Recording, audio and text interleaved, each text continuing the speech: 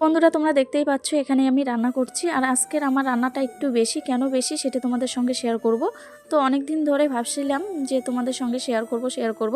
কিছু কিছু মানুষ আছে আমাকে দেখে এত জ্বলছে, আর কি বলবো, তাদেরকেই আমি আরও বেশি করে জ্বালাতে চাই।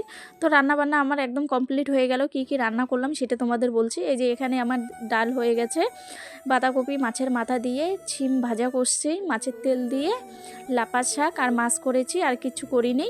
তো আমার রান্নাঘরের বারান্দাটা অনেক দিন ধরে তোমাদের দাদাভাইকে বলছিলাম যে বারান্দাটা একটু ঠিক করো, খাওয়া দাওয়া বারান্দার মধ্যে করা যাবে। তো তোমাদের দাদাভাই আর কি মিস্ত্রি ডেকে নিয়ে আসলো। মিস্ত্রি আমাদের বাড়িতে কাজ করছে। এই যে দেখতেই পাচ্ছ বারান্দা ভেঙে টেঙে একাকার।